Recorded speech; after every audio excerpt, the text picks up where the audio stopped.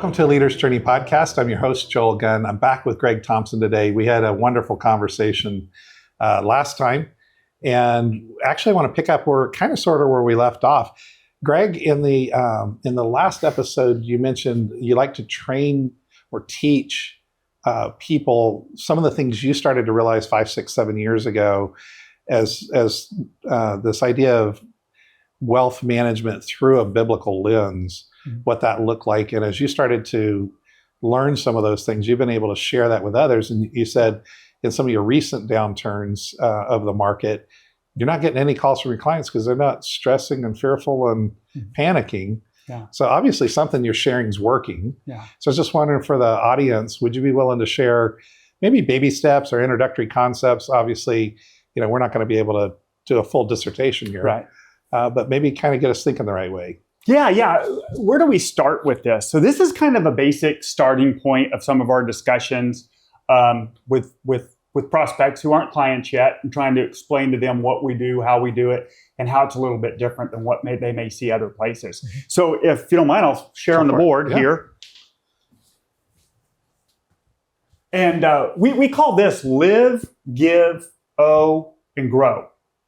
What is this? So what we're trying to teach here is we're trying to teach the priority that God teaches us about how we use our money. And so most of us, this is something that happened to me. I think it was my pastor or somebody at the church said something to me one time, and it changed me on my own finances, my own wealth. This was before I really got into this, started learning this. But they told me that if you want to know how close of a relationship you have to the Lord, just look at someone's pocketbook. So I was like, okay. I went and looked at my checkbook, because back then we were still doing checks and writing down all your stuff, that you spent money on in your checkbook. So I looked at it and I started looking at, would anybody know I'm a Christian by how I'm spending my money? And boy, I was floored. I was like, no way anyone would know I was a Christian based on where my money's going. So I realized, man, I've got this wrong. And so as I've learned about that, I've learned that so many more people don't really truly understand the priority of spending money and what we use our money and wealth for.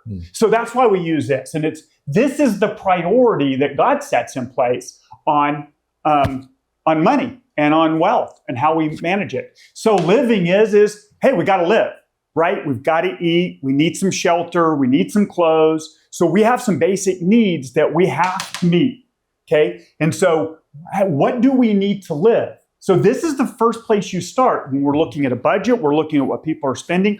What do you have to have? Then once we figure all that out, now... So Starbucks might not be in that column. Absolutely, that's right. Okay. So give now is the second most priority. So God tells us to be generous givers. He tells us, hey, He is providing for our basic needs first. And then what do we do with the extra? So we can go out and buy the bigger home or the nicer car, or we can get the better clothes. We can spend our money on whatever we want. And no matter how much money somebody makes, somebody can always save.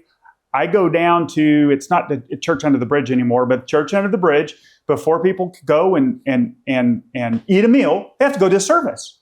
So they go to a service. But you watch homeless person after homeless person walk up and put a quarter in, put a few bucks in. Wow. They're putting money that they have absolutely nothing, and they're the only ones going up tithing. And it was remarkable. It doesn't matter how much we have. It doesn't matter how much we make, because we all tell ourselves, if I make a little more, if I have a little more, I'll give a little more away. But it doesn't usually end up happening. And so, because this priority typically is right here, right? Is how people live. Hey, I'm going to live. I'm going to pay my taxes. I'm going to pay my debt. I'm going to save some money. And then if I've got anything left over, I'm going to give to God. And that's the priority that people set, which is why they never have money to give. So they make it the last thing instead of the second thing most important in God's heart. So this is, how does kingdom building happen? How do people hear the gospel? How do people become saved? How do people change their lives and find freedom without the marketplace and people giving? It can't happen. God has to have our resources to further his kingdom. Hmm. So this is for anybody who is a Christian, should be helping build the kingdom through these organizations, churches, missionaries. So that's the give. Then we've got taxes, because, hey, you're making money. You've got to have some income. So taxes, really important. But just because you pay taxes doesn't mean you don't give, right? Also, giving can help with this situation on how much you owe in taxes. So this, when it's done this way, improves your what you owe on taxes. And then debt. What does God say about debt? The rich rule over the poor, and the borrower is the slave of the lender. God does not favor debt. Period. There's nowhere in their Bible that it appears that God favors debt. So, there's a big Dave Ramsey one. He doesn't believe in debt. Okay? We believe here at Stone Oak Wealth, there are ways of leveraging. And leveraging means I'm not borrowing money I don't have. I'm just leveraging my money in a different way for more growth, more success, more, And so you leverage money, but you have it. So you're not buying something you can't afford. Debt is really you're buying something that you can't afford. You don't have the cash to pay for right now. Whereas in leveraging is you have the cash, you're just choosing to do it a different way from a strategy standpoint. And then at the end, we start saving, we start growing. A lot of people want to start this way earlier, or at least this before this, the debt. A lot of times that they don't want to pay off the debt and they want to try to save, but guess what? They can never save what they need to save because this is holding them down. So if we put this in the right priority like this starts getting you aligned with God's way. If we concentrate on our basic needs first, then we concentrate, hey, what can we give away? Listen, if y'all want a totally different view on money and wealth, man, read God and Money.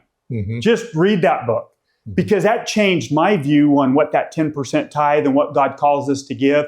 Like, that was phenomenal to hear and see business owners and successful business people giving 90+% of their income away is awesome. I mean, that is so cool. That drives me. Like, I could see myself doing that. And hopefully the Lord will bless me in a way that I can do it one of these days. But that book is a great book to ask the question. And this is the question that I always pose to the person when they first come in here.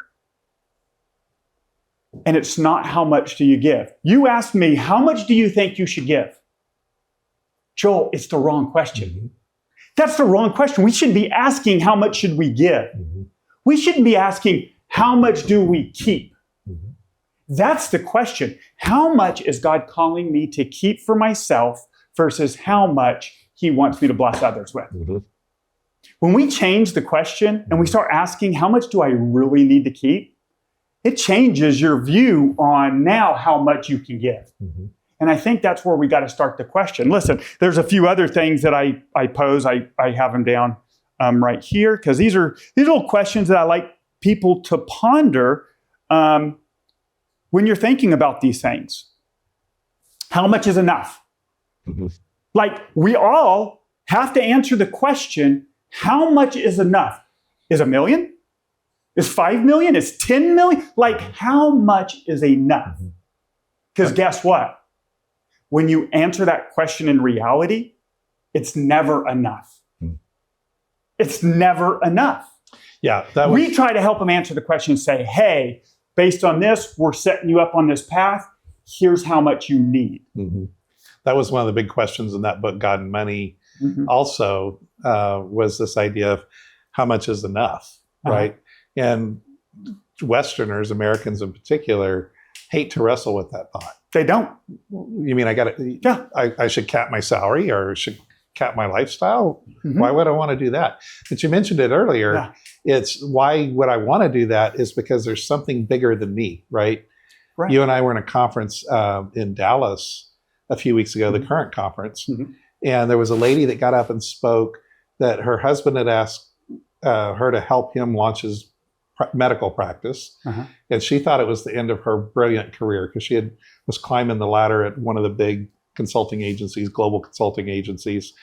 And she said she was really struggling with that. And then she went overseas and had an experience that rocked her world. And since then, they've opened 8 other practices because now they know why. Wow. Now they know why they're been given the ability to create wealth so that they can give it to that cause. That's the cause that spoke to their heart. And had they not caught that passion and that been revealed, they would have been happy with one practice, struggling along. But now they've got 9 practices because it's not about how much are they going to spend. It's how much do they need so they can give the rest away. Awesome. I love that. I mean, that's a question we should be asking. I think that's a question God wants us to ask. How much is he calling me to keep? And then everything else, that's what we get to do with. We get to go have some fun with it, right? Will you ever have enough? These are all questions we all have to answer. So that's what these are. How much is enough? Will I ever have enough? Will it always be enough? And how am I doing? So those are the questions we all have to answer. So 3 fundamental questions is, who owns it? How much is enough? And is the next steward chosen or prepared also?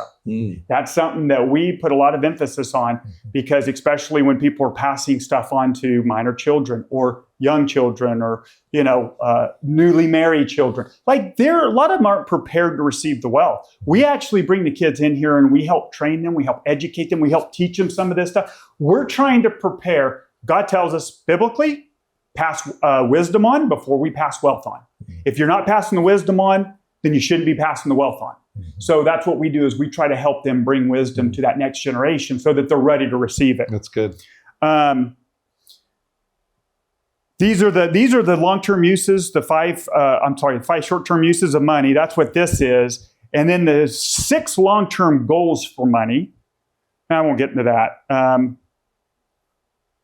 So here is another few answers we have to answer. And the world tells us that we need to have enough, right? That's what we're taught. That's what we're trained. More is better. Success, significance. Like when you hear success, people think of business success. Well, that's not God's success. That's not what God determines or defines success as. Not as, hey, I make all this money, or have these big homes, and I have this successful business. Like that's not success in God's eyes. What do we need? What is enough to be secure, successful, and significant? How much money is enough for your security? How much is enough for your success? How much is enough for significance? And frankly, what I found, you can never accumulate enough to be entirely secure. You will never have enough to be entirely secure. You mentioned something earlier too about, having things and wealth and expanding and having more. And I will tell you, I experienced that. And so when I was very early on becoming a Christian, started being, having some accolades and some successes in this business, I started buying the properties. I started buying the toys. I started buying, we were going to build a second home. We had the RVs. We had the go-karts and Polarises and, all this stuff. My life was miserable. Like, I was so miserable managing all that stuff. I couldn't stand it. It brought so much anxiousness and stress to my life. I hated it because I have all this stuff. Now it's got to get managed. So either you hire somebody to manage it and take care of it, or you do it yourself. So we took a step back, got rid of a lot of that stuff, and just simplified our lives more. And it's such a bigger blessing. It's why when I was in middle school and high school and lived in a trailer with pretty much nothing but a loving mom, I didn't know I didn't have anything. And I think that's a big part of it is we try to acquire enough stuff for security, success, and significance. And there's not enough to meet those needs. Because God is the one who's supposed to meet that, not wealth, not money. So anything about money is discipleship. That's what we believe. Everything about money is discipleship. So we see this as, we believe that God ordained 3 things, right? Love God, love people, and make disciples. And this is how we're trying to make disciples, by teaching them God's word and aligning it with their wealth. That's great. Well, Greg, thank you so much for sharing that. Just as we bring this episode to a close, any final thoughts you want to share with the audience? No, I love talking about this stuff. I love seeing people live out free lives where money doesn't have a hold on them. And so I would just encourage everybody to dig into the Word, know what God says about money. There's YouTube videos. There's just a ton of information out there. But by learning and writing God's Word on our heart, we will do much better when it comes to prioritizing how we spend money, how we save money, how we give money away. It will change the way that we view money. And it will keep money from ever having a hold on us. I will tell you the joy, the peace that comes from it, the contentment in every circumstance, that Philippians 4. Like, I feel like you can find contentment in any and all circumstances because you're aligning it God's way. That's really good. Thank you so much for your time. This has been a pleasure. Enjoyed it. This is I love talking about this. Yeah. Maybe we'll do it again sometime. Absolutely. Would love to. Thanks for joining us for this episode of A Leader's Journey podcast. If you enjoyed it, give us a thumbs up and remember to subscribe to our channel.